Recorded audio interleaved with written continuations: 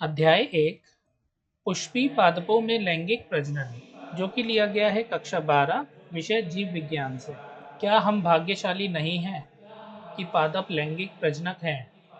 असंख्य प्रकार के पुष्प, जिन्हें हम आनंद से टकटकी लगाकर देखते, सूंघते हैं तथा जिनकी महक से हम मदहोश हो जाते हैं, और उनके भरपूर रंग आदि, यह सभी बातें उसके लैंगिक प्रजनन में सहायक होती हैं। पुष्प का अस्तित्व मात्र हमारे उपयोग के लिए नहीं है। सभी पुष्पी पादप लैंगिक प्रजनन प्रदर्शित करते हैं। पुष्प क्रमों, पुष्पों तथा पुष्पी अंगों की संरचना की विविधता पर एक दृष्टि डालें तो वे अनुकूलन की एक व्यापक परिधि को दर्शाते हैं, ताकि लैंगिक जनन का अंतिम उत्पाद, फल और बीज की रचना सुनिश्चित हो सके। आइए इस अध्याय में आकारिकी, संरचना तथा पुष्पी पादपों अर्थात आवृत बीजियों में लैंगिक जनन के प्रक्रम को समझें। 1.1 पुष्प आवृत बीजियों का एक आकर्षक अंग। प्राचीन काल से ही पुष्पों के साथ मानव का एक निकटस्थ संबंध रहा है।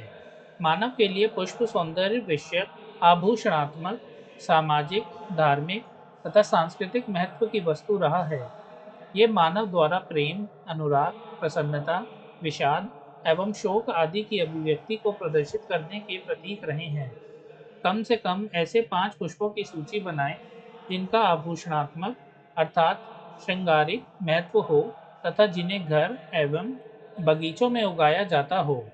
आप 5 उन पुष्पों का भी पता करें जिन्हें आपके परिवार द्वारा सामाजिक एवं सांस्कृतिक उत्सवों के दौरान उपयोग किया जाता हो।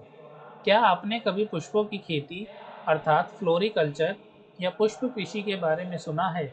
इसका क्या तात्पर्य है?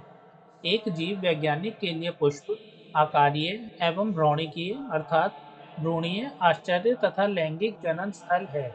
आपने कक्षा 11 में एक पुष्प के विभिन्न अंगों के बारे में अध्ययन किया है।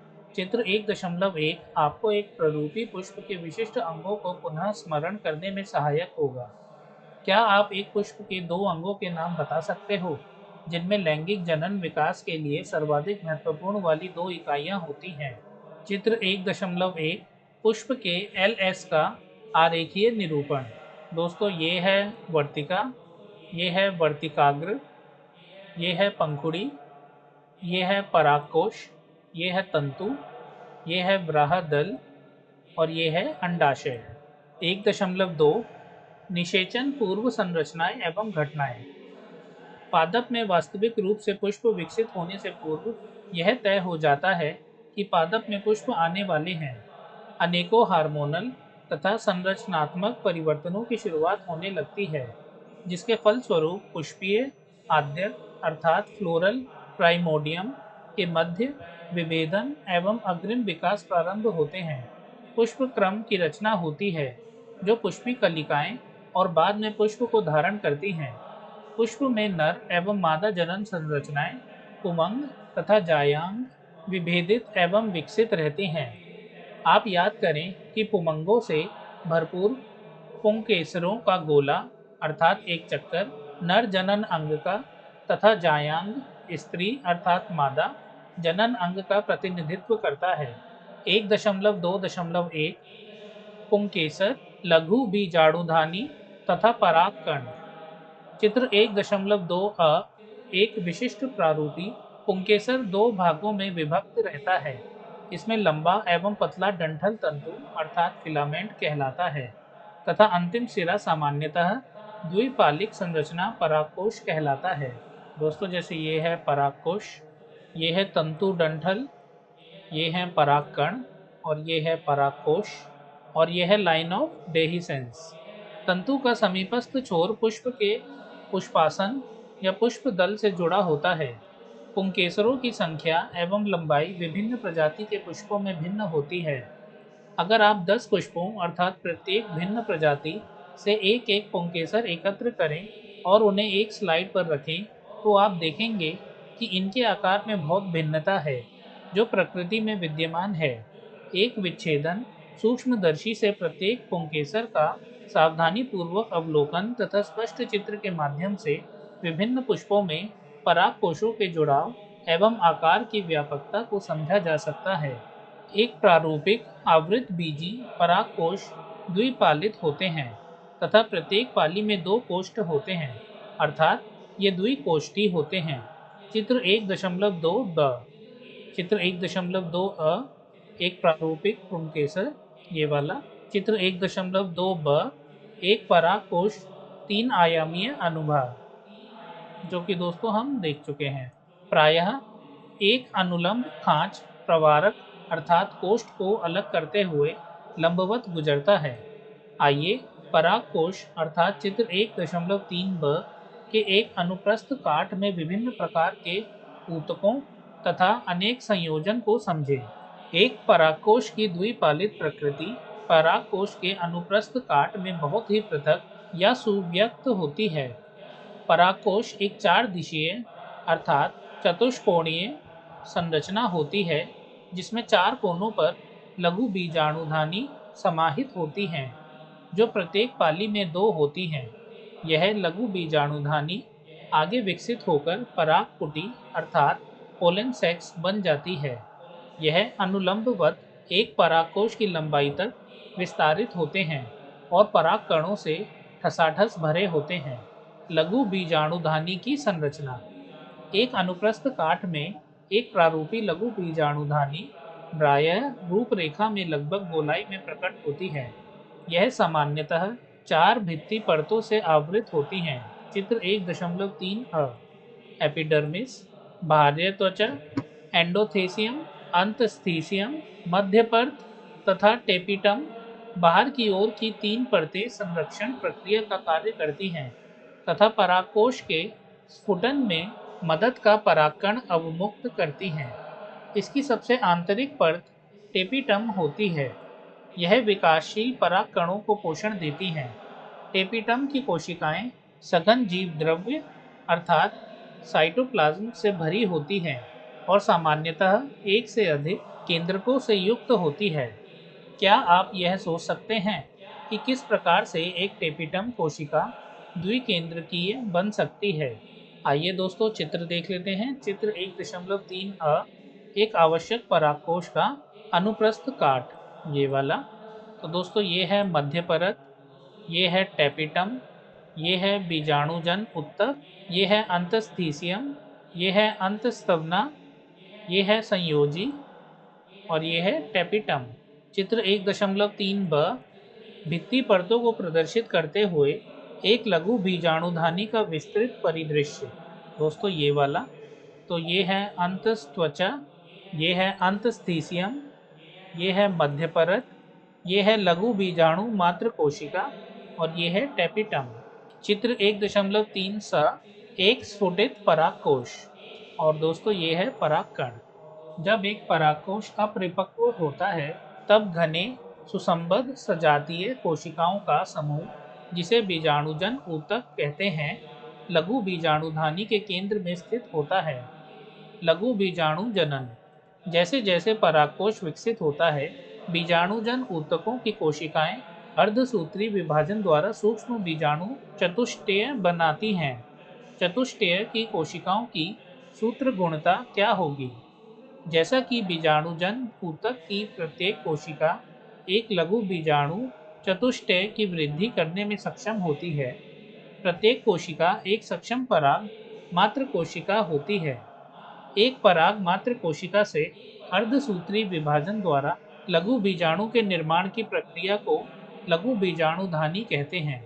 जैसा कि लघु बीजाणु रचना के समय 4 कोशिकाओं के समूह में व्यवस्थित होते हैं, उन्हें लघु बीजाणु चतुष्टय अथवा चतुष्क कहते हैं। चित्र 1.3 अ।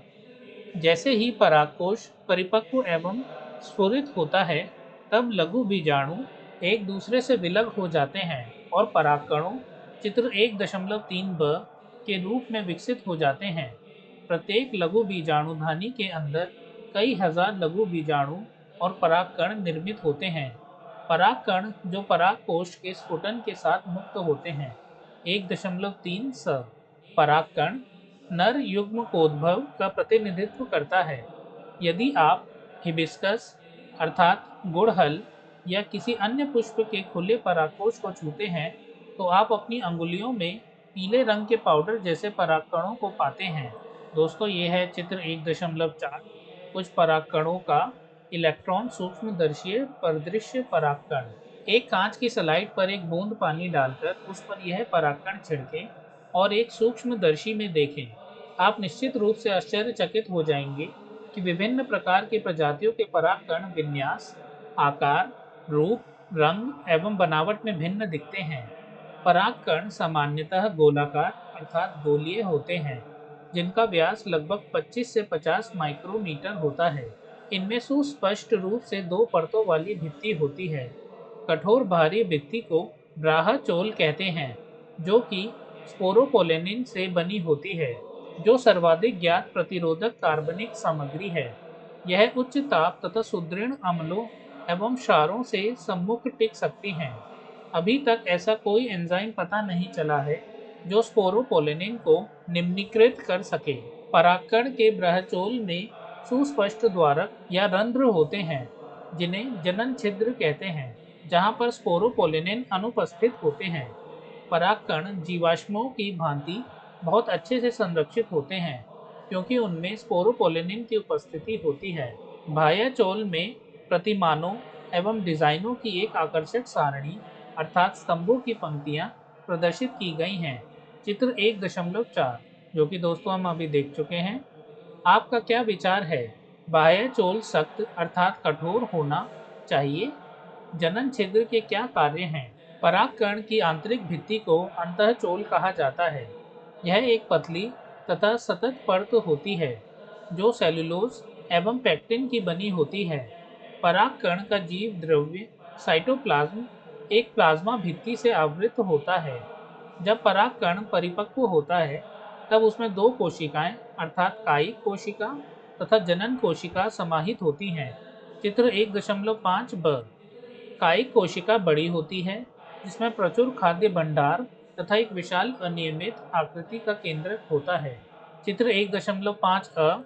एक परागकण चतुष्क का परिवर्धित दृश्य। दोस्तों ये वाला चित्र 1.5 ब एक लघु बीजाणु का एक परागकण के रूप में परिपक्व होने का विभिन्न चरण। पहला ये, दूसरा रसधानी और केंद्रकी, ये वाला, तीसरा एसीमेट्रिक तंतु और चौथा ये है कायिक कोशिका और प्रजननी कोशिका, जनन कोशिका। जनन कोशिका छोटी होती है तथा कायिक कोशिका के जीव द्रव्य में तैरती रहती है। यह तुर्कु आकृति, घने जीव द्रव्य और एक केंद्रक वाला है। 60% से अधिक आवृतबीजी पादपों के परागकण इस दो कोशिकीय चरण में झड़ते या संगलित होते हैं।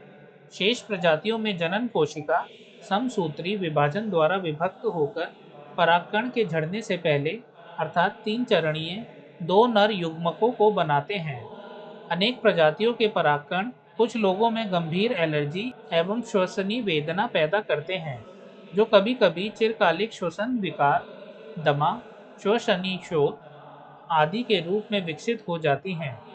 यह बताया जा सकता है कि भारत में आयातित गेहूं के साथ आने वाली गाजर घास या पार्थेनियम की उपस्थिति सर्वव्यापक हो गई है, जो परागकण एलर्जी कारक है। परागकण पोषणों से भरपूर होते हैं। हाल के वर्षों में आहार संपूरकों के रूप में पराग गोलियों अर्थात टैबलेट्स के लेने का प्रचलन बढ़ा है। पश्चिमी देशों में भारी मात्रा में पराग उत्पाद गोलियों एवं सिरप के रूप में बाजारों में उपलब्ध है। पराग खपत का यह दावा है कि यह खिलाड़ियों एवं धावक अश्वों अर्थात घोड़ों की कार्य दक्षता में वृद्धि करता है। चित्र 1.6। दोस्तों ये है हमारा चित्र 1.6 पोलन उत्पाद। तो यहाँ पे आप देख सकते हो पोलन प्रोडक्ट्स और यहाँ टैबलेट्स भी हैं बी पोलन फ्रॉम इंग्लैंड। परागकण जब एक बार झड़ते हैं तो ये अपनी जीवन क्षमता अर्थात अंकुर क्षमता खोने से पहले वर्तिकाग्र पर गिरते हैं, जहाँ यदि आवश्यकता हुई तो निषेचन करते हैं। आपके विचार से परागकण में जीवन क्षमता कितने समय तक रहती है? कौन सा परागकण कितने समय तक जीवनक्षम रहता है? बहुत विविधताएं पाई जाती हैं। बहुत हद तक यह विद्यमान तापमान एवं आर्द्रता पर निर्भर करता है। कुछ अनाजों जैसे धान एवं गेहूं में परागकण अपनी जीवन क्षमता बहुत जल्दी लगभग 30 मिनट में ही खो देते हैं, जबकि गुलाबवत अर्थात रोजेसी, लेग्यूमिनोसी तथा सोलेनीसी आदि कुछ सदस्यों में परागकणों की जीवन क्षमता महीनों तक बनी रहती है। आपने शायद सुना हो कि कृत्रिम गर्भाधान के लिए मानव सहित बहुत से जानवरों के वीर्य अर्थात शुक्राणुओं का भंडारण किया जाता है। बहुत से प्रजाति के परागकणों को द्रव नाइट्रोजन -196 डिग्री सेल्सियस में कई वर्षों तक भंडारित करना संभव है। इस प्रकार से भंडारित पराग का प्रयोग बीज भंडार बैंक की भांति पराग भंडारों बैंकों के रूप में फसल प्रजनन कार्यक्रम में किया जा सकता है। चित्र 1.7 अ गुड़हल के एक विच्छेदित पुष्प में स्त्री केसर का प्रदर्शन। अन्य पुष्पीय अंग निकाले गए दर्शाया गया है। दोस्तों ये है चित्र, ये है वर्तिकाग्र, वर्तिका, अंडाशय, पुष्पासन। चित्र 1.7 ब पैपावर के बहुअंडपी युक्तांडपी स्त्री केसर, ये वाला, ये है वर्तिकाग्र और ये युक्तांडपी। चित्र 1.7 स माइचेलिया के बहुअंडपी युक्तांडपी स्त्री केसर, ये वाला, और इन्हें कहते हैं अंडक। 1.7 द एक प्रारूपी प्रतीय बीजांड का चित्रात्मक दृश्य, ये वाला, ये है हाइलम, ये है फनिकल, ये है बीजांड द्वार, बीजांड द्वारी सिरा, बाह्य आवरण, अंतः आवरण, बीजांडकाय, भ्रूणकोश, कैलेजल सिरा या निभागीय सिरा। 1.2.2 स्त्री केसर गुरु बीजाणुधानी अर्थात बीजांड तथा भ्रूणकोश जायांग पुष्प के स्त्री जनन अंग का प्रतिनिधित्व करता है। जायांग एक स्त्री केसर अर्थात एक आंडपी या बहु स्त्री केसर अर्थात बहुअंडपी हो सकते हैं। जहाँ पर ये एक से अधिक होते हैं वहाँ स्त्री केसर आपस में संगलित अर्थात युक्तांडपी हो सकते हैं। चित्र 1.7 ब या फिर वे आपस में स्वतंत्र अर्थात वियुक्तांडपी। चित्र 1.7 स प्रत्येक स्त्री केसर में 3 भाग होते हैं।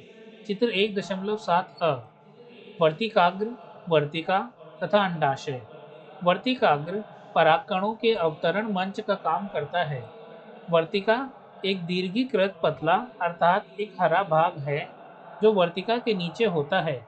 स्त्री केसर के आधार पर उभरा अर्थात फूला हुआ भाग अंडाशय होता है। अंडाशय के अंदर एक गर्भाशयीय गुहा अर्थात कोष्ठक होती है। गर्भाशयी गुहा के अंदर की ओर अपरा अर्थात नाड़ स्थित होती है। आप कक्षा 11 में पढ़ी हुई अपरा की परिभाषा एवं प्रकारों का स्मरण करें। अपरा से उत्पन्न होने वाली दीर्घ बीजाणुधानी सामान्यतः बीजांड कहलाती है।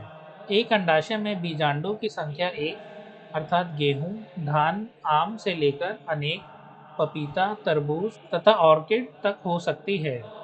गुरु बीजाणुधानी अर्थात बीजांड। आइए एक प्ररूपी आवृत बीजी बीजांड की चित्र 1.7 द संरचना से परिचित होवे। बीजांड एक छोटी सी संरचना है जो एक वृंत या डंठल, जिसे बीजांड वृंत कहते हैं, द्वारा अपरा से जुड़ी होती हैं। बीजांड की काया बीजांड वृंत के साथ नाभिका नामक क्षेत्र में संगलित होती है। अतः यह नाभिका बीजांड एवं बीजांड वृंत के संधि बिंदु का प्रतिनिधित्व करती है। प्रत्येक बीजांड में एक या दो अध्यावरण नामक संरक्षक आवरण होते हैं। यह अध्यावरण बीजांड को चारों ओर से घेरे होता है। केवल बीजांड द्वार नामक आयोजित छोटे से रंध्र को छोड़कर अध्यावरण बीजांड को चारों तरफ से घेरे रहता है। बीजांड द्वारी सिरे के ठीक विपरीत निभाग अर्थात कैलाजा होता है जो बीजांड के आधारी भाग का प्रतिनिधित्व करता है। अध्यावरणी से घिरा हुआ कोशिकाओं का एक पुंज होता है जिसे बीजांडकाय कहते हैं। बीजांडकाय केंद्रक की कोशिकाओं में प्रचुरता से आरक्षित आहार सामग्री होती है। बीजांडकाय भ्रूणकोश या मादा युग्मकोद्भिद बीजांडकाय में स्थित होता है।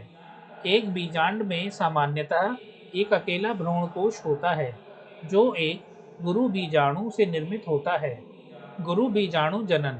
गुरु बीजाणु मात्र कोशिकाओं से गुरु बीजाणुओं की रचना के प्रक्रम को गुरु बीजाणु जनन कहते हैं। बीजांड प्रायः एक अकेले गुरु बीजाणु मात्र कोशिका से बीजांड काय के बीजांड द्वारी क्षेत्र में विलग होते हैं। यह एक बड़ी कोशिका है जो सघन जीव द्रव्य से समाहित एवं एक सुस्पष्ट केंद्रक युक्त होती है। गुरु बीजाणु मात्र कोशिका अर्धसूत्री विभाजन से गुजरती है। गुरु बीजाणु मात्र कोशिका का अर्धसूत्री विभाजन से गुजरने का क्या महत्व है? अर्धसूत्री विभाजन के परिणाम स्वरूप 4 गुरु बीजाणुओं का उत्पादन होता है। चित्र 1.8 आ चित्र 1.8 आ बीजांड के अंग, एक व्यापक गुरु बीजाणु मात्र कोशिका, एक डियाड तथा एक गुरु बीजाणु का टेट्राड अर्थात चतुष्टक प्रदर्शित हैं। तो दोस्तों ये है बीजांडकाय, ये है गुरु बीजाणु मात्र कोशिका, और ये है बीजांडकाय, और ये है गुरु बीजाणु द्वितीय, और ये है गुरु बीजाणु चतुष्टक। स्त्री अर्थात मादा युग्म कोदबिद। अधिकांश पुष्पी पादपों में गुरु बीजाणुओं में से एक कार्यशील होता है, जबकि अन्य 3 अपविकसित अर्थात अपभ्रष्ट हो जाते हैं। चित्र 1.8 ब केवल कार्यशील गुरु बीजाणु स्त्री अर्थात मादा युग्म कोदबिद अर्थात भ्रूण कोश के रूप में विकसित होता है। एक अकेले गुरु बीजाणु से भ्रूण कोश के बनने की विधि को एक बीजाणुज विकास कहा जाता है। बीजांडकाय की कोशिकाओं, गुरु बीजाणु मात्र कोशिका, क्रियाशील गुरु बीजाणु तथा मादा युग्म कोदबिद की सूत्र गुणता क्या होगी? चित्र 1.8 ब भ्रूणकोश के 1, 2, 4 तथा 8 न्यूक्लिएट चरण तथा एक परिपक्व भ्रूण कोश। दोस्तों पहला चरण, दूसरा, तीसरा और ये है चौथा। और जैसा कि आप देख सकते हो ये है सहायक कोशिका, और ये है अंड, ये है केंद्रिक कोशिका, और ये हैं 2 ध्रुवीय केंद्रक, और ये है प्रतिव्यासांत। आइए भ्रूणकोश के निर्माण का थोड़ा और विस्तार से अध्ययन करें। चित्र 1.8 ब क्रियाशील गुरु बीजाणु के केंद्रक समसूत्री विभाजन के द्वारा 2 केंद्रकी अर्थात न्यूक्लियाई बनाते हैं जो विपरीत ध्रुवों को चले जाते हैं, और 2 न्यूक्लिएट अर्थात केंद्रीय भ्रूणकोश की रचना करते हैं। 2 अन्य क्रमिक समसूत्री केंद्रकीय विभाजन के परिणाम स्वरूप 4 केंद्रीय अर्थात न्यूक्लिएट और तत्पश्चात 8 केंद्रीय अर्थात न्यूक्लिएट भ्रूणकोश की संरचना करते हैं। यहाँ पर यह ध्यान देना महत्वपूर्ण है कि ये सूत्री विभाजन सही अर्थों में मुक्त केंद्रक अर्थात न्यूक्लियर हैं, जो केंद्रकीय विभाजन से तुरंत ही कोशिका भित्ति रचना द्वारा नहीं अनुपालित किया जाता है। 8 न्यूक्लिएट चरण के पश्चात कोशिका भित्ति की नींव पड़ती है, जो विशिष्ट अर्थात प्ररूपी मादा युग्म कोदभिद या भ्रूण कोश के संगठन का रूप लेती है। भ्रूण कोश के भीतर कोशिकाओं के वितरण का अवलोकन कीजिए। चित्र 1.8 ब स 8 में से 6 न्यूक्लियाई भित्ति कोशिकाओं से घिरी होती हैं और कोशिकाओं में संयोजित रहते हैं। शेष बचे 2 न्यूक्लियाई ध्रुवीय न्यूक्लियाई कहलाते हैं, जो अंड उपकरण के नीचे बड़े केंद्रीय कोशिका में स्थित होते हैं। 1.8 सा परिपक्व भ्रूणकोश का एक आरेखीय प्रस्तुतिकरण। बीजांड का बीजांडद्वार शीर्ष दिखाता है, ये एरो। तो दोस्तों ये है प्रतिव्यसान, जो ये था इसको उल्टा कर दिया, यहाँ पे यूं कर दिया है। और ये है ध्रुवीय केंद्रक, ये है केंद्रीय कोशिका, ये है अंड, और ये है सहाय कोशिका, और ये है तंतुरूप समुच्चय। भ्रूणकोश के अंदर कोशिकाओं का वितरण विशिष्टता पूर्ण होता है। बीजांड द्वारी सिरे पर 3 कोशिकाएं एक साथ समूहीकृत होकर अंड उपकरण या समुच्चय का निर्माण करती हैं। इस अंड अर्थात समुच्चय उपकरण के अंतर्गत 2 सहायक कोशिकाएं तथा एक अंड कोशिका निहित होती है। बीजांड द्वारी छोर, जिसे तंतुरूप समुच्चय कहते हैं, पर एक विशेष सहायक कोशिका स्थूलन होने लगता है, जो सहायक कोशिकाओं में पराग नलिकाओं को दिशा निर्देश प्रदान करने में महत्वपूर्ण भूमिका निभाता है। 3 अन्य कोशिकाएं निभागीय अर्थात कैलाजल छोर पर होती हैं, प्रतिव्यासांत अर्थात एंटीपोडल कहलाती हैं। वृहद केंद्रीय कोशिका, जैसा कि पहले बताया गया है, में 2 ध्रुवीय न्यूक्लियाई होती हैं। इस प्रकार से एक प्ररूपी आवृत बीजी भ्रूणकोश परिपक्व होने पर यद्यपि 8 न्यूक्लीकृत वस्तुतः 7 कोशिकीय होता है। 1.2.3 परागण। पूर्ववर्ती भाग में आप पढ़ चुके हैं कि पुष्पीय पादपों में नर एवं मादा युग्मक क्रमशः परागकण एवं भ्रूणकोश में पैदा होते हैं। चूंकि दोनों ही प्रकार के युग्मक अचल हैं, अतः निषेचन संपन्न होने के लिए दोनों को ही एक साथ लाना होता है। यह कैसे संपन्न हो, उस उद्देश्य की प्राप्ति के लिए परागण एक प्रक्रम है। परागकणों अर्थात परागकोश से झड़ने के पश्चात का स्त्री केसर के वर्तिकाग्र तथा स्थानांतरण या संचारण को परागण कहा जाता है। परागण की प्राप्ति के लिए पुष्पी पादपों ने एक आश्चर्यजनक अनुकूलन व्यूह विकसित किया है। ये परागण को प्राप्त करने के लिए बाह्य कारकों का उपयोग करते हैं।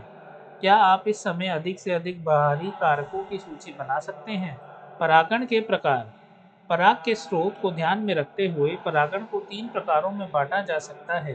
क स्वयुग्मन अर्थात ऑटोगैमी, एक ही अर्थात उसी पुष्प में परागकोश से वर्तिकाग्र तक परागकणों का स्थानांतरण है। चित्र 1.9 अ। इस प्रकार का परागण उसी पुष्प के अंदर होता है। एक सामान्य पुष्प में जहाँ परागकोश एवं वर्तिकाग्र खुलता है एवं अनावृत होता है, वहाँ पूर्ण स्वयुग्मन अपेक्षाकृत दुर्लभ होता है। इस प्रकार के पुष्पों में स्वयुग्मन के लिए पराग एवं वर्तिकाग्र की विमुक्ति के लिए क्रमशः समकालिकता की आवश्यकता होती है। इसके साथ ही परागकोश एवं वर्तिकाग्र को एक दूसरे के पास अवस्थित होना चाहिए ताकि स्वपरागण संपन्न हो सके। कुछ पादप जैसे कि वायोला अर्थात सामान्य पानसी, ऑक्जेलिस तथा कोमेलिना अर्थात कनकोआ 2 प्रकार के पुष्प पैदा करते हैं।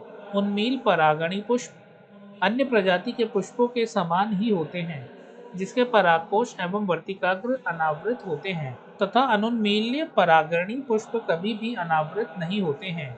चित्र 1.9 स। इस प्रकार के पुष्पों में परागकोश एवं वर्तिकाग्र एक दूसरे के बिल्कुल नजदीक स्थित होते हैं। जब पुष्प कलिका में परागकोश स्फुटित होते हैं, तब परागकण वर्तिकाग्र के संपर्क में आकर परागण को प्रभावित करते हैं। अतः अनुन्मील्य परागणी पुष्प सदैव स्वयुग्मक होते हैं, क्योंकि यहाँ पर वर्तिकाग्र पटक्रास या पर परागण अवतरण के अवसर नहीं होते हैं। चित्र 1.9 अ। स्वपरागित पुष्प, दोस्तों ये वाला है स्वपरागित पुष्प। चित्र 1.9 ब।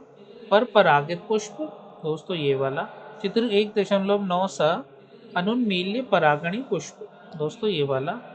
और ये है उन्मील परागणी पुष्प और ये अनुन्मील्य परागणी पुष्प। उन्मील परागणी पुष्प सुनिश्चित रूप से यहाँ तक कि परागण की अनुपस्थिति में बीज पैदा करते हैं।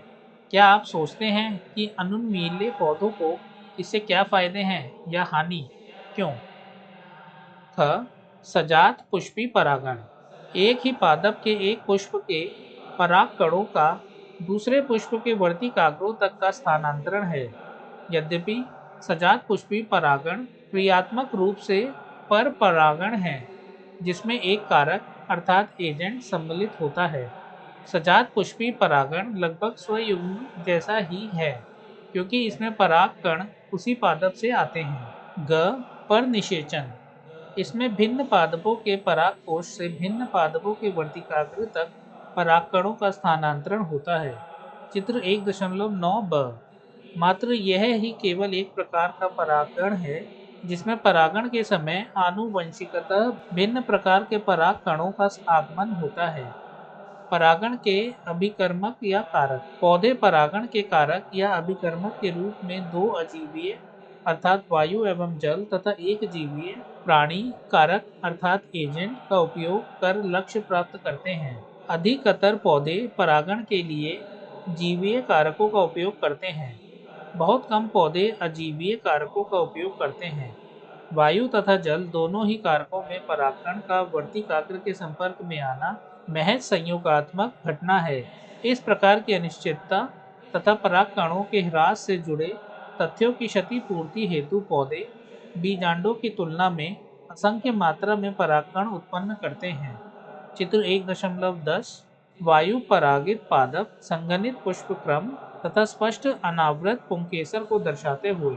दोस्तों ये वाला अजीवीय परागण में वायु द्वारा परागण सर्वाधिक सामान्य परागण है। इसके साथ ही वायु परागण हेतु हल्के तथा चिपचिपाहट रहित परागकणों की जरूरत होती है, ताकि वे हवा के झोंकों के साथ संचारित हो सकें।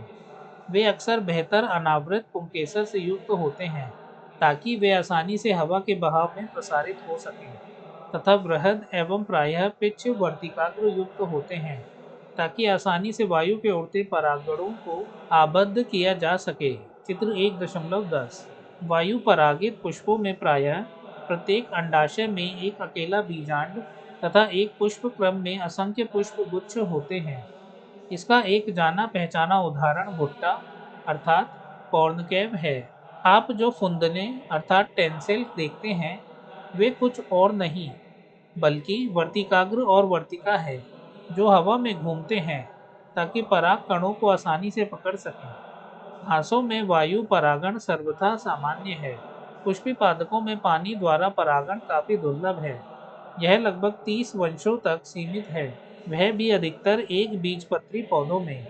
इसके विपरीत आप स्मरण करें कि निम्न पादप समूह जैसे एल्गी, ब्रायोफाइटस तथा टेरिडोफाइटस आदि के नर युग्मकों के परिवहन अर्थात संचार का नियमित साधन जल ही है। यह विश्वास किया जाता है कि कुछ ब्रायोफाइट एवं टेरिडोफाइटस का विस्तार केवल इसलिए सीमित है क्योंकि नर युग्मकों के परिवहन एवं निषेचन हेतु जल की आवश्यकता होती है।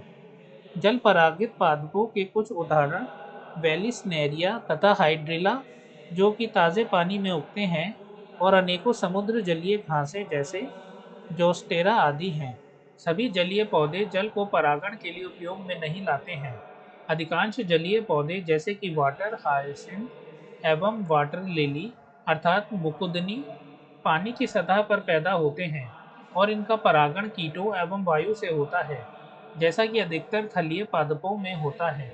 एक प्रकार के जलीय परागण में मादा पुष्प एक लंबे डंठल अर्थात वृंत द्वारा जल की सतह पर आ जाते हैं, और नर पुष्प या परागकण पानी की सतह पर अवमुक्त होकर आ जाते हैं।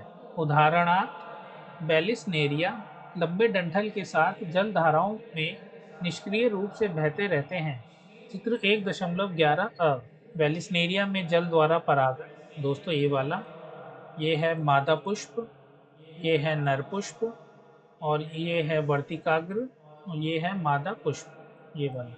इनमें से कुछ एक संयोगात्मक रूप से मादा पुष्प एवं वर्तिकाग्र तक पहुंच जाते हैं।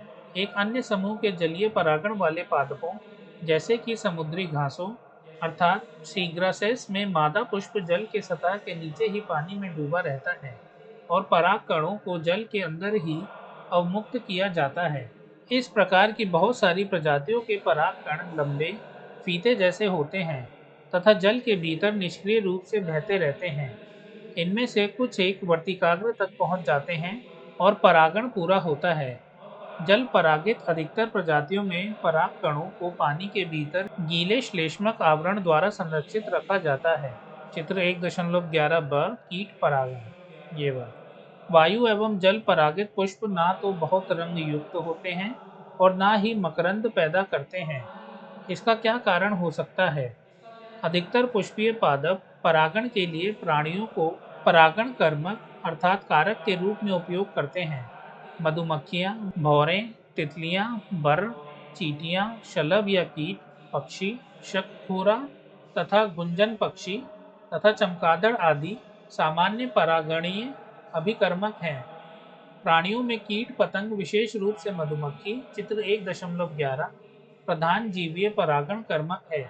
यहाँ तक कि बड़े नर वानर गण के प्राणी लीमर या लेम्यूर, वृक्षवासी, शाखाचारी, कृंतक और यहाँ तक कि सरीसृप वर्ग गीको छिपकली तथा उपवन छिपकली भी कुछ प्रजाति के पादपों के परागण के लिए सक्रिय पाए गए हैं। प्रायः प्राणी परागित पुष्पों के पुष्प एक विशिष्ट प्रजाति के प्राणी के लिए विशेष रूप से अनुकूलित होते हैं।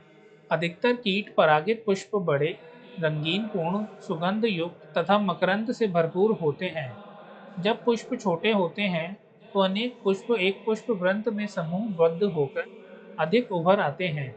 प्राणी रंगों एवं अथवा सुगंध अर्थात महक के कारण पुष्पों की ओर आकर्षित होते हैं। मक्खियों एवं बीटलों से परागणित होने वाले पुष्प मलिन गंध स्रावित करते हैं, जिससे ये प्राणी आकर्षित होते हैं। प्राणियों से भेंट जारी रखने के लिए पुष्पों को कुछ लाभ या पारितोषिक उपलब्ध कराना होता है।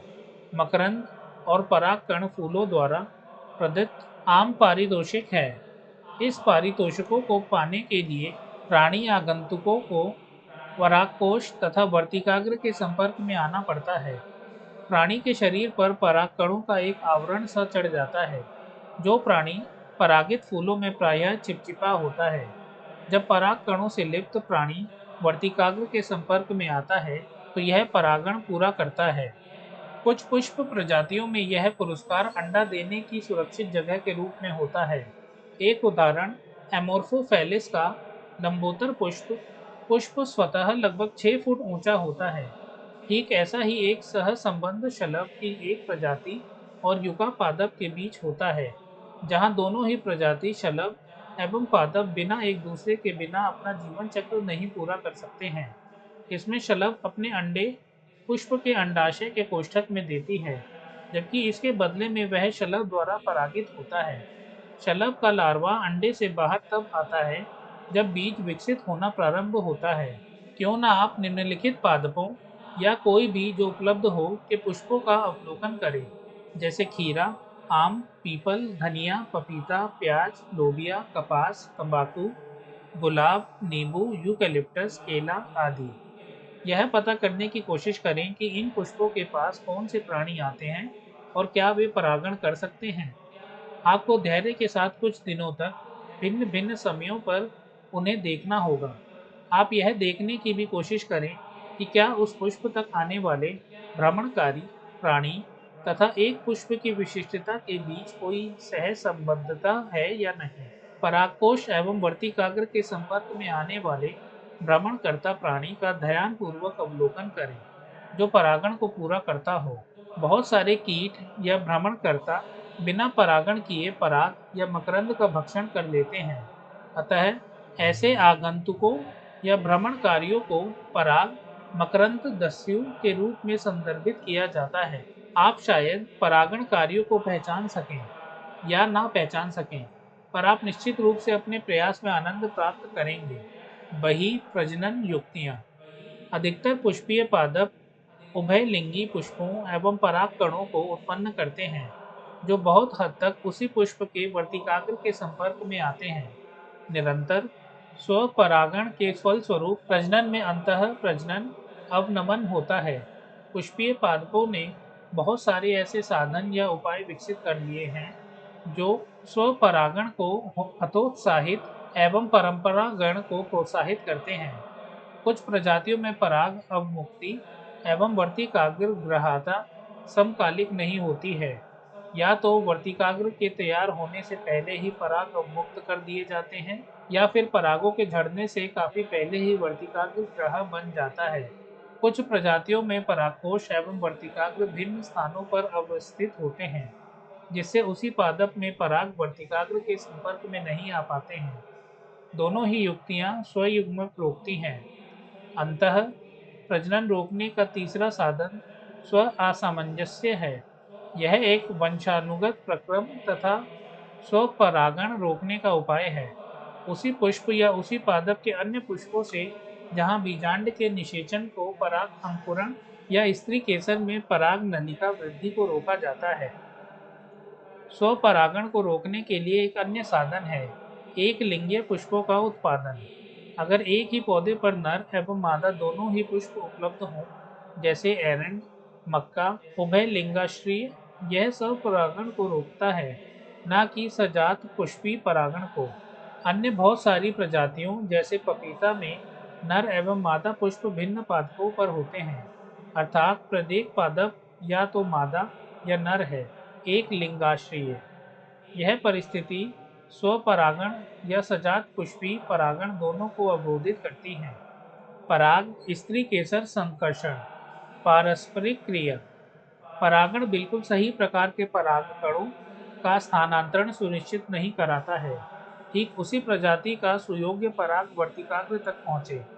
प्रायः गलत प्रकार के पराग भी उसी वर्तिकाग्र पर आ पड़ते हैं, जिसमें ये या तो उसी पादप से होते हैं या फिर अन्य पादप से, यदि वह स्वपरागण के अयोग्य है।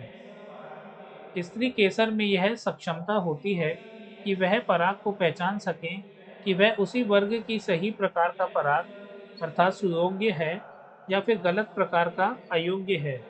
यदि पराग सही प्रकार का होता है तो स्त्री केसर उसे स्वीकार कर लेता है तथा परागण पश्च घटना के लिए प्रोत्साहित करता है, जो कि निषेचन की ओर बढ़ता है। यदि पराग गलत प्रकार का होता है तो स्त्री केसर वर्तिकाग्र पर पराग अंकुरण या वर्तिका में पराग नलिका वृद्धि रोककर पराग को अस्वीकार कर देता है। एक स्त्री केसर द्वारा पराग के पहचानने की क्षमता उसकी स्वीकृति या अस्वीकृति द्वारा अनुपालित होती है, जो पराग कणों एवं स्त्री केसर के बीच निरंतर संवाद का परिणाम है। इस संवाद की मध्यस्थता स्त्री केसर तथा पराग के रासायनिक घटकों के संकर्षण द्वारा होता है। अभी हाल ही में कुछ वनस्पति विज्ञानियों ने स्त्री केसर एवं पराग के घटकों को पहचाना है तथा उनके बीच संकर्षण अर्थात परस्पर क्रिया को स्वीकृति या अस्वीकृति के अनुपालन से जाना है। जैसा कि पहले बताया जा चुका है, सुयोग्य परागण के अनुपालन में पराग कण वर्तिकाग्र पर जनित होते हैं ताकि एक जनन छिद्र के माध्यम से एक पराग नलिका उत्पन्न हो। चित्र 1.12 पराग नलिका वर्तिकाग्र तथा वर्तिका के ऊतकों के माध्यम से वृद्धि करती है और अंडाशय तक पहुंचती है। चित्र 1.12 आप याद करें कि कुछ पादपों में पराग कण दो कोशिकीय स्थिति में एक कायिक कोशिका तथा दूसरी जनक कोशिका झड़ते हैं।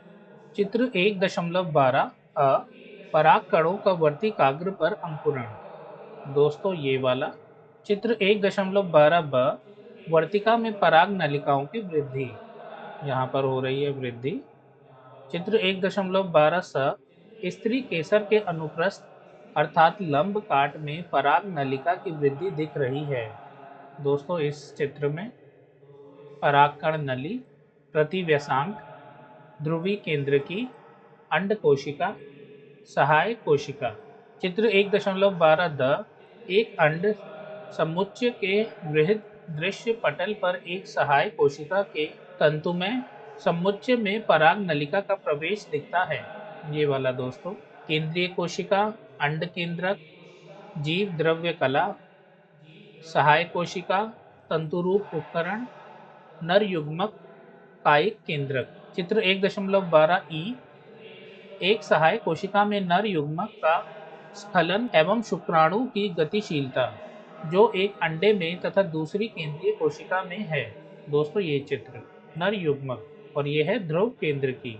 इस प्रकार के पादपों में जनन कोशिका विभाजित होती है और वर्तिकाग्र में पराग नलिका की वृद्धि के दौरान दो नर युग्मकों की रचना करती है।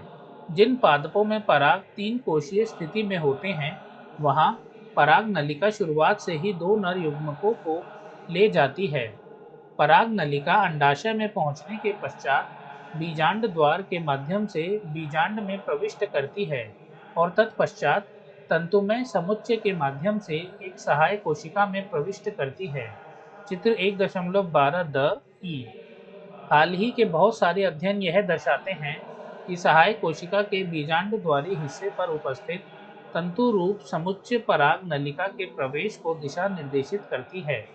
वर्तिकाग्र पर पराग अवस्थित होने से लेकर बीजांड में पराग नलिका के प्रविष्ट होने तक की सभी घटनाओं को पराग स्त्री केसर संकर्षण के नाम से संबोधित किया जाता है। जैसा कि पहले भी बताया गया है, पराग स्त्री केसर संकर्षण एक गतिक प्रक्रम है जिसमें पराग पहचान के साथ पराग को प्रोन्नति या अवनति द्वारा अनुपालन सम्मिलित है। इस क्षेत्र के बारे में ज्ञान प्राप्त करने से पादप प्रजनकों को पराग स्त्री केसर संकर्षण के हेरफेर में यहाँ तक कि अयोग्य परागण से अपेक्षित संकर अर्थात जाति प्राप्त करने में मदद प्राप्त होगी।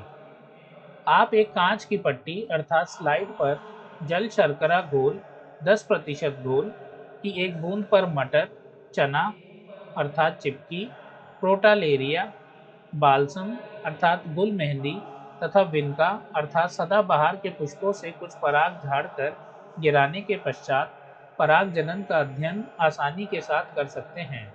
स्लाइड पर इन्हें रखने के 15 से 30 मिनट के बाद स्लाइड को कम शक्ति अर्थात लो पावर के लेंस वाले सूक्ष्मदर्शी यंत्र पर रखकर अवलोकित करें। बहुत संभव है कि आप परागकणों से निकलती हुई पराग नलिकाओं को देख पाएं।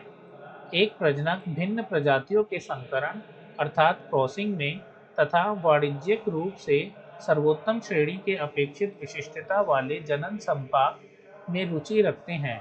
कृत्रिम संकरीकरण फसल की उन्नति या प्रगतिशीलता कार्यक्रम के लिए एक प्रमुख उपागम है। इस प्रकार के संकरण प्रयोगों हेतु यह सुनिश्चित करना महत्वपूर्ण है कि केवल अपेक्षित परागों का उपयोग परागण के लिए किया जाए तथा वर्तिकाग्र को संदूषण अर्थात अनापेक्षित परागों से बचाया जाए। यह उपलब्धि केवल बोरा वस्त्र तकनीक अर्थात बैगिंग टेक्निक तथा विपुंसन तकनीक द्वारा पाई जा सकती है। यदि कोई मादा जनक द्विलिंगी पुष्प धारण करता है तो पराग के प्रस्फुटन से पहले पुष्प कलिका से पराग कोश के निष्कासन हेतु एक जोड़ा चिमटी का इस्तेमाल आवश्यक होता है। इस चरण को विपुंसन के रूप में संदर्भित किया जाता है। विपुंसित पुष्पों को उपयुक्त आकार की थैली से आवृत किया जाना चाहिए जो सामान्यतः बटर पेपर अर्थात पतले कागज की बनी होती है ताकि इसके वर्तिकाग्र को अवांछित परागों से बचाया जा सके। इस प्रक्रम को बैगिंग या बोरा वस्त्रावरण कहते हैं। जब बैगिंग अर्थात वस्त्रावृत पुष्प का वर्तिकाग्र सुग्राह्यता को प्राप्त करता है तब नर अभिभावक से संग्रहित पराग कोश के पराग को उस पर छिटका जाता है और उस पुष्प को पुनः आवृत करके उसमें फल विकसित होने के लिए छोड़ दिया जाता है। यदि मादा जनक एक लिंगीय पुष्प को पैदा करता है तो विपुंसन की आवश्यकता नहीं होती है। पुष्पों के खिलने से पूर्व ही उन्हें आवृत कर दिया जाता है। जब वर्तिकाग्र सुग्राह्य बन जाता है तब अपेक्षित पराग के उपयोग द्वारा परागण करके पुष्प को पुनः आवृत अर्थात रिबैगार्ड कर दिया जाता है। 1.3 दोहरा निषेचन अर्थात द्विनिषेचन एक सहायक कोशिका में प्रवेश करने के पश्चात पराग नलिका द्वारा सहायक कोशिका के जीव द्रव्य में दो नर युग्मक अवमुक्त किए जाते हैं। इनमें से एक नर युग्मक अंड कोशिका की ओर गति करता है और केंद्रक के साथ संगलित होता है जिससे युग्मक संलयन पूर्ण होता है जिसके परिणाम में एक द्विगुणित कोशिका युग्मनज अर्थात जाइगोट की रचना होती है। दूसरा नर युग्मक केंद्रीय कोशिका में स्थित दो ध्रुवीय न्यूक्ली अर्थात केंद्रकी की ओर गति करता है और उनसे संगलित होकर त्रिगुणित अर्थात प्राइमरी इंडोस्पर्म न्यूक्लियस प्राथमिक भ्रूण कोश केंद्रक बनाता है। जैसा कि इसके अंतर्गत 3 अगुणितक न्यूक्ली अर्थात केंद्रकी सम्मिलित होते हैं अतः इसे त्रिसंलयन कहते हैं। चित्र 1.13 चूंकि एक भ्रूण कुटी अर्थात भ्रूण कोश में दो प्रकार के संलयन अर्थात संगलन युग्मक संलयन तथा त्रिसंलयन स्थान लेते हैं अतः इस परिघटना को दोहरा निषेचन कहा जाता है जो कि पुष्पी पादपों के लिए एक अनूठी घटना है। त्रिसंलयन के पश्चात केंद्रीय कोशिका प्राथमिक भ्रूणकोश कोशिका बन जाती है तथा भ्रूण कोश के रूप में विकसित होने लगती है जबकि युग्मनज एक भ्रूण के रूप में विकसित होता है। चित्र 1.13 एक निषेचित भ्रूणकोश कुटी युग्मनज तथा प्राथमिक भ्रूणकोश केंद्रकी को दर्शाता है। अपभ्रष्टीय सहायक कोशिका युग्मज 2n प्राथमिक भ्रूणकोश कोशिका प्राथमिक भ्रूणकोश केंद्रक 3n अपभ्रष्टीय प्रतिव्यासांत कोशिका। चित्र 1.13 ब एक द्विबीज पत्री में भ्रूण विकास के चरण। पहला युग्मज, दूसरा गोलाकार भ्रूण, हृदयाकार भ्रूण, यह है निलंबक, फिर मूलांकुर, बीज पत्र, प्रांकुर, परिपक्व। 1.4 निषेचन, पश्च संरचनाएं एवं घटनाएं। ऊपर वर्णित किए गए दोहरे निषेचन के अनुपालन या अनुहरण में भ्रूण कोश एवं भ्रूण के विकास की अगली घटनाक्रम में बीजांड के परिपक्व होकर बीज में बदलने तथा अंडाशय को फल के रूप में विकसित होने की सभी घटनाओं को सामूहिक रूप में निषेचन पश्च घटना के नाम से जाना जाता है। 1.4.1 भ्रूण कोश। भ्रूण कोश का विकास भ्रूण विकास के रूप में बढ़ता है। क्यों? प्राथमिक भ्रूण कोश कोशिका बार बार विभाजित होती है तथा एक त्रिगुणित भ्रूण कोश ऊतक की रचना करते हैं। इन ऊतकों की कोशिकाएं संरक्षित खाद्य सामग्री से पूरित होती हैं और विकासशील भ्रूण की पोषकता के लिए उपयोग किए जाते हैं। सर्वाधिक सामान्य प्रकार के प्राथमिक भ्रूणकोश केंद्रक नामक भ्रूणकोश विकास उत्तरोत्तर केंद्रकी अर्थात न्यूक्लियर विभाजन से गुजरकर मुक्त न्यूक्ली अर्थात केंद्रकी के रूप में पैदा होता है। भ्रूणकोश के विकास की इस अवस्था को फ्री न्यूक्लियर एंडोस्पर्म अर्थात मुक्त केंद्रकी भ्रूणकोश कहते हैं। इसके सापेक्ष की कोशिका भित्ति रचना स्थान लेती है और भ्रूणकोश कोशिकीय बन जाता है। कोशिकीकरण से पहले मुक्त न्यूक्लियाइयों की संख्याओं में व्यापक भिन्नता होती है। एक कच्चे नारियल का पानी जिससे आप परिचित हैं और कुछ नहीं भी बल्कि यह मुक्त केंद्र की भ्रूणकोश जो हजारों न्यूक्लियाई से बना है और इसके आसपास का सफेद गूदा अर्थात गिरी कोशिकीय भ्रूणकोश होता है। बीज के परिपक्व होने से पहले भ्रूणकोश पूरी तरह से विकासशील भ्रूण जैसे मटर, मूंगफली, सेम आदि द्वारा उपभोग कर लिया जाता है या फिर परिपक्व बीज में विद्यमान रहता है जैसे अरंडी और नारियल, और इसे बीज अंकुरण के समय इस्तेमाल किया जाता है। यदि अरंडी, मटर, सेम, मूंगफली आदि के बीज या नारियल के फल को खोलें और प्रत्येक में भ्रूणकोश को देखें और पता करें क्या भ्रूणकोश अनाजों, गेहूं, चावल तथा मक्का में विद्यमान है। 1.4.2 भ्रूण भ्रूण भ्रूणकोश या पुटी के बीजांड द्वारी सिरे पर विकसित होता है जहां पर युग्मनज स्थित होता है। अधिकतर युग्मनज तब विभाजित होते हैं जब कुछ निश्चित सीमा तक भ्रूणकोश विकसित हो जाता है। यह एक प्रकार का अनुकूलन है ताकि विकासशील भ्रूण को सुनिश्चित पोषण प्राप्त हो सके। यद्यपि बीज में व्यापक भिन्नता होती है। भ्रूण विकास अर्थात भ्रूणोद्भव की प्रारंभिक अवस्था अर्थात चरण एक बीजपत्री तथा द्विबीजपत्री दोनों ही में समान होता है। चित्र 1.13 युग्मनज प्राकभ्रूण के रूप में वृद्धि करता है और इसके सापेक्ष ही गोलाकार, हृदयाकार तथा परिपक्व भ्रूण में वृद्धि करता है। एक प्ररूपी द्विबीजपत्री भ्रूण चित्र 1.14 में एक भ्रूणीय अक्ष अर्थात धुरी तथा दो बीजपत्र समाहित होते हैं।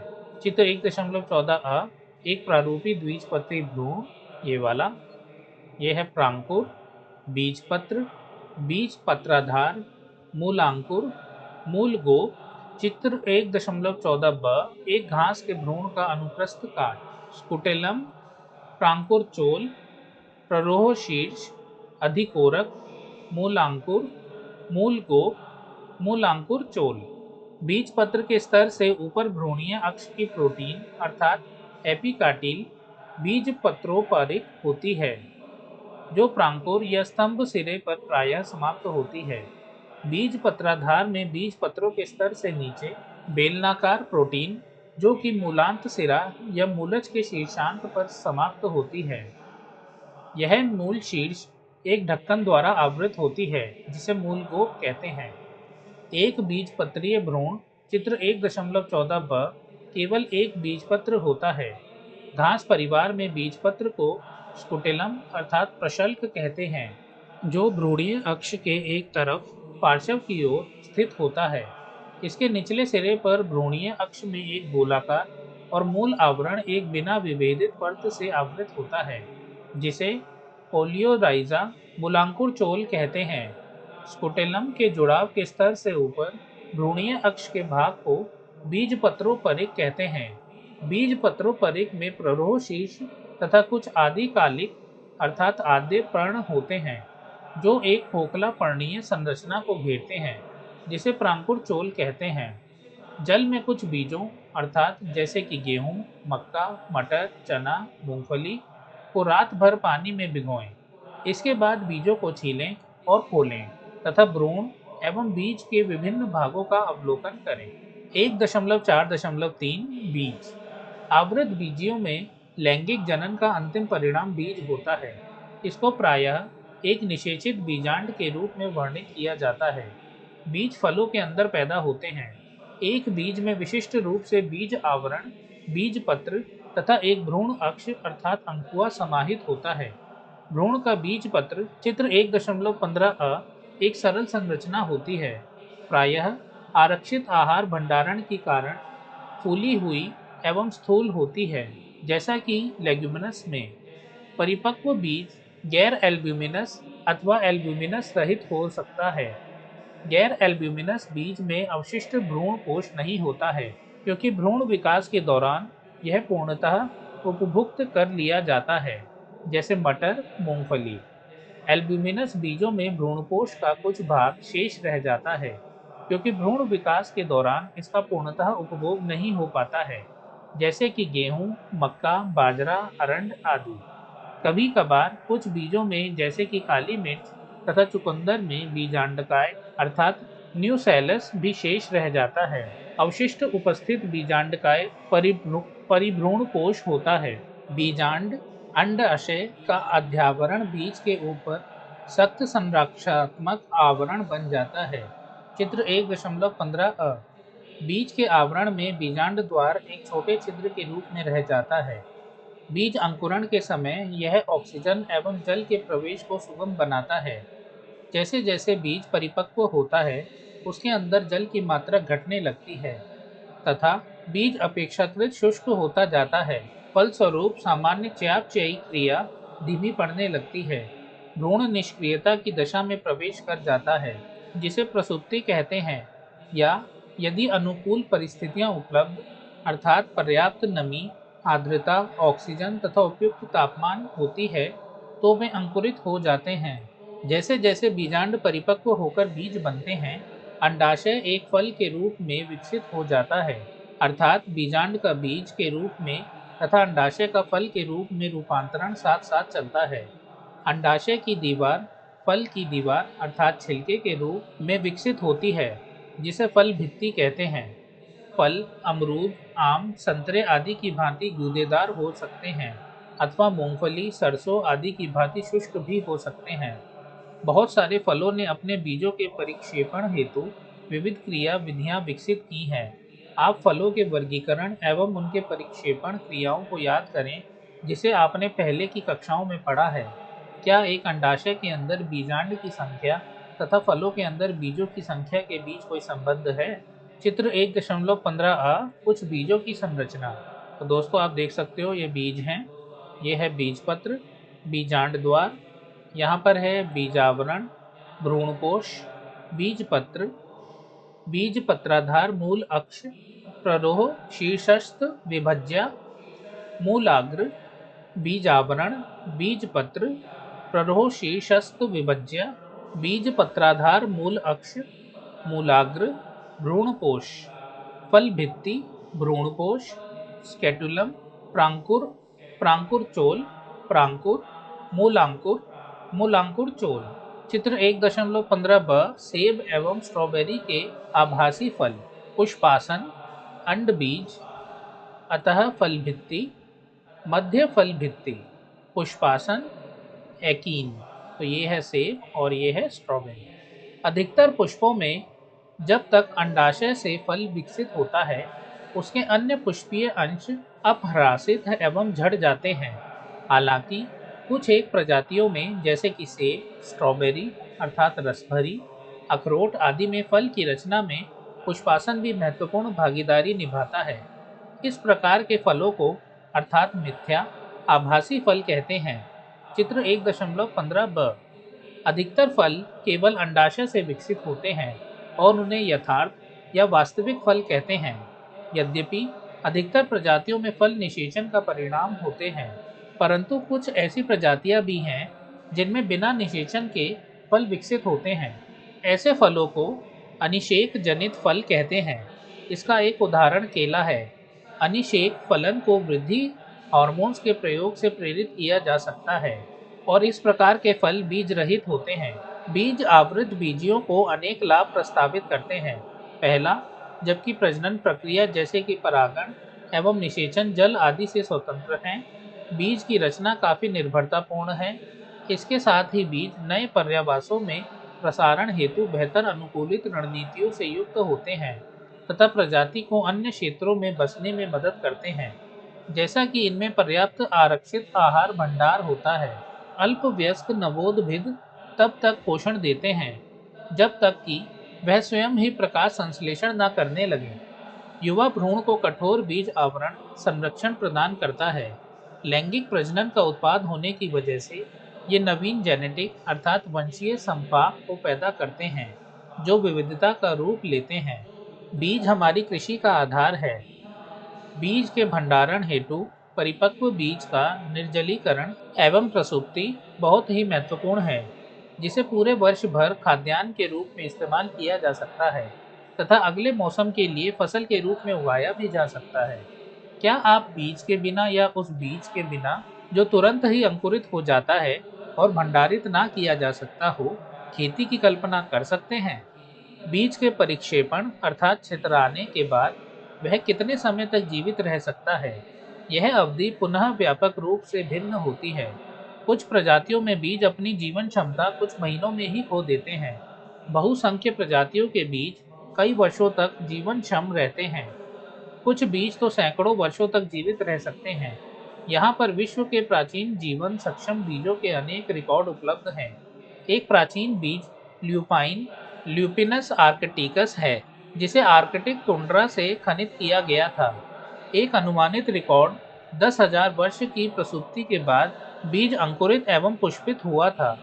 हाल ही का एक रिकॉर्ड 2000 वर्ष पुराने खजूर के जीवन शव बीज फोयोनिक्स डेक्टिलीफेरा का है, जिसे मृत सागर के पास किंग हेरोल्ड के महल की पुरातात्विक खुदाई के दौरान खोज पाया गया था। पुष्पी पादपों के लैंगिक प्रजनन के बारे में एक संक्षिप्त अध्ययन पूरा करने के बाद यह अधिक सार्थक प्रयास होगा कि कुछ पुष्पी पादपों की विशाल उत्पादकीय क्षमता का परिज्ञान निम्नलिखित प्रश्नों को पूछकर प्राप्त किया जाए। एक भ्रूणकुटी अर्थात कोश में कितने अंडे मौजूद होते हैं? एक बीजांड में कितने भ्रूणकोश अर्थात कुटी मौजूद होते हैं? अंडाशय में कितने बीजांड मौजूद होते हैं? एक प्ररूपी अर्थात विशिष्ट पुष्प में कितने अंडाशय होते हैं? एक पादप पर कितने पुष्प मौजूद होते हैं? और ऐसे ही प्रश्न। क्या आप कुछ ऐसे पादपों के बारे में सोच सकते हैं जिनके फलों में बहुत भारी संख्या में बीज मौजूद होते हैं? इस प्रकार की श्रेणी में ऑर्किड फल आते हैं और प्रत्येक फल में 1000 लघु बीज समाहित होते हैं।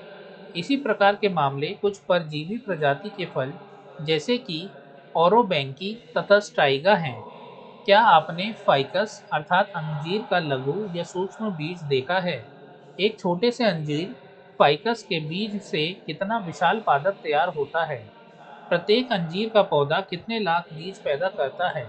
क्या किसी अन्य उदाहरण की कल्पना कर सकते हैं जहां इस प्रकार के एक लघु बीज ने वर्षों तक इस तरह का विशाल जैव समूह पैदा किया हो? 1.5 असंगजनन एवं बहुभ्रूणता।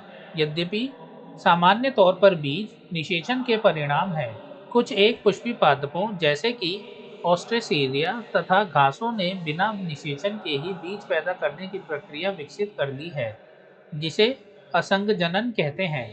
बिना निषेचन के पैदा हुए फल को क्या कहते हैं? इस प्रकार से असंगजनन अलिंगीय प्रजनन है, जो लैंगिक प्रजनन का अनुहारक है। असंगजननीय बीजों के विकास के सैकड़ों तरीके हैं।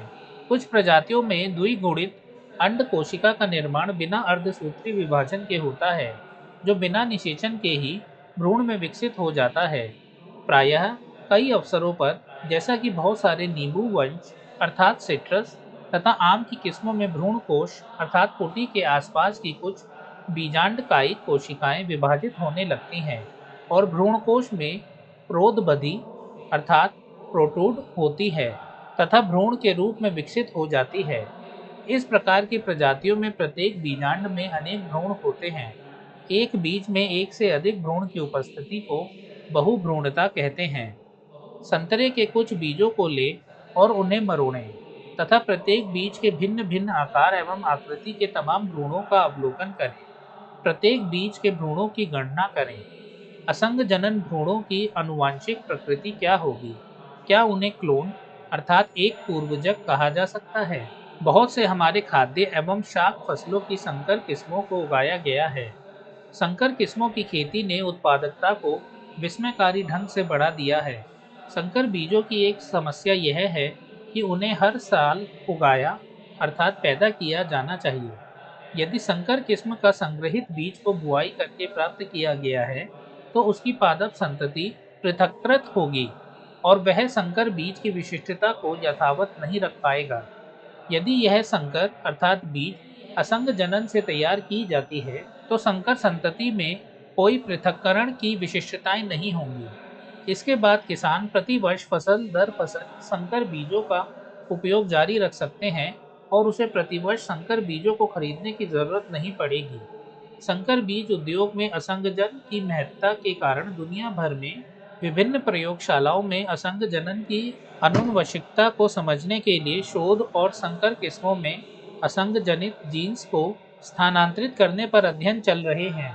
सारांश: पुष्प आवृत बीजियों में लैंगिक जनन के आधार हैं। पुष्पों में पुंकेसरों के पुमंग संगति पर जनन अंग का प्रतिनिधित्व करते हैं, जबकि स्त्री केसर के जायांग संगति मादा जनन अंगों का प्रतिनिधित्व करते हैं। एक प्ररूपी परागकोश द्विपालिक, द्विकोष्ठी तथा चतुष्क बीजाणुधानी होता है। परागकण लघु बीजाणुधानी के अंदर विकसित होते हैं। चार भित्ति परतें अंतस्त्वचा, अंतस्थीसियम, मध्यपर्त अर्थात सतह और टेपिटम लघु बीजाणुधानी को आवृत किए होती हैं। बीजाणुजन ऊतक की कोशिकाएं लघु बीजाणुधानी के केंद्र में अवस्थित अर्धसूत्री विभाजन से गुजरते हुए लघु बीजाणुओं की रचना करती है। प्रत्येक लघु बीजाणु व्यष्टि रूप में परागकण के रूप में विकसित होता है। परागकण नर युग्मक जनन पीढ़ी अर्थात जनन का प्रतिनिधित्व करते हैं।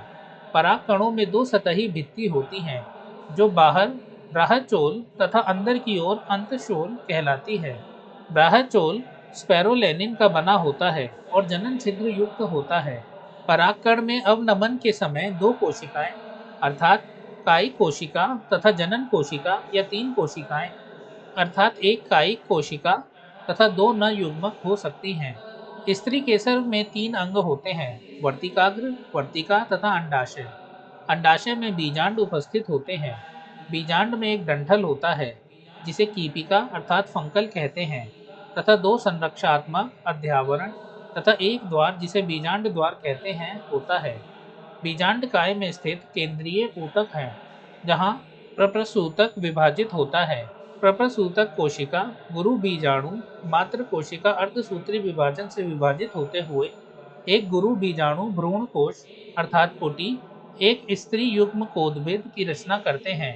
एक परिपक्व भ्रूण कोश 7 कोशिकीय एवं 8 न्यूक्लिएट होते हैं। बीजांड द्वारी शीर्ष पर अंड उपकरण अर्थात एपरेटस में दो सहायक कोशिकाएं तथा एक अंड कोशिका समाहित होती है। निभाग छोर पर 3 प्रतिव्यसांत होते हैं। केंद्र में दो ध्रुवीय न्यूक्ली अर्थात केंद्रकी के साथ एक वृहद केंद्रीय कोशिका होती है। परागण एक प्रक्रम है, जिसमें परागकण परागकोश से वर्तिकाग्र तक स्थानांतरित होते हैं। परागण एजेंट अर्थात कारक या दो आजीवीय अर्थात हवा एवं पानी होते हैं, या फिर जीवीय अर्थात प्राणी वर्ग होते हैं। पराग स्त्री केसर संकर्षण के अंतर्गत वे सभी घटनाएं शामिल होती हैं जो वर्तिकाग्र पर परागकण के अवनमन अर्थात झड़ने से शुरू होकर भ्रूणकोश की पराग नली में अर्थात जब पराग सुयोग्य होते हैं प्रवेश या पराग के संदमन अर्थात जब पराग अयोग्य होता है तब की क्रिया होती है। इसके आगे सुयोग्य परागण वर्तिकाग्र पर परागकण का अंकुरित होना और परिणाम स्वरूप पराग नलिका का वर्तिका के माध्यम से वृद्धि करना, बीजांड में प्रवेश और अंत में एक सहायक कोशिका में दो नर युग्मकों का विसर्जन होता है। आवृत बीजी दोहरा निषेचन प्रदर्शित करते हैं, क्योंकि प्रत्येक भ्रूणकोश में दो संगलन या संलयन अर्थात फ्यूजन मुख्यतः युग्मक संलयन तथा त्रिसंलयन होते हैं। इन संलयनों अर्थात संगलनों का परिणाम द्विगुणित युग्मनज तथा त्रिगुणित प्राथमिक भ्रूणकोश केंद्रक अर्थात प्राथमिक भ्रूणकोश कोशिका का परिणाम होता है। यह युग्मनज भ्रूण तथा प्राथमिक भ्रूणपोष कोशिका भ्रूणपोष ऊतक गठित करते हैं। भ्रूणपोष का निर्माण सदैव भ्रूण के विकास को आगे बढ़ाता है। विकासशील भ्रूण कई विभिन्न चरणों से गुजरता है, जैसे कि प्राप्त भ्रूण, गोलाकार तथा हृदयाकार आकृति चरण और इसके बाद परिपक्वता। परिपक्व द्विबीजपत्री भ्रूण के अंदर दो बीजपत्र तथा प्रांकुरचोल सहित एक भ्रूणीय अक्ष तथा एक बीजपत्राधार होता है। एक बीजपत्री के भ्रूण में एक अकेला बीजपत्र होता है। निषेचन के बाद अंडाशय फल के रूप में तथा बीजांड बीज के रूप में विकसित होता है। असंग जनन नामक एक परिघटना कुछ आवृत बीजियों में, विशेष रूप से घास कुल में पाई गई है। यह बिना निषेचन के बीज रचना का परिणाम है। बागवानी एवं कृषि विज्ञान में असंग जनन के बहुत सारे लाभ हैं। कुछ आवृत बीजी अपने बीज में एक से अधिक भ्रूण उत्पन्न करते हैं। इस परिघटना या दृश्य प्रपंच को बहुभ्रूणता कहा जाता है। दोस्तों, हमारा अध्याय यहाँ समाप्त होता है। हमने इस पूरे अध्याय को हिंदी में पढ़ा और इसकी इंग्लिश वीडियो भी चैनल पे है। उसका लिंक भी आपको डिस्क्रिप्शन में मिल जाएगा। सो मिलते हैं नेक्स्ट वीडियो में, और मैं ऐसी कोशिश करता रहूँगा कि सभी अध्यायों का मैं वीडियो बना के डाल दूँ और सिंगल वीडियो डालूँगा, ताकि आपका पूरा चैप्टर एक ही वीडियो में कवर हो जाए। सो मिलते हैं नेक्स्ट वीडियो में। अगर आपको वीडियो अच्छी लगी तो इसे लाइक एंड शेयर कीजिए और मेरे चैनल को सब्सक्राइब। वीडियो देखने के लिए आपका धन्यवाद।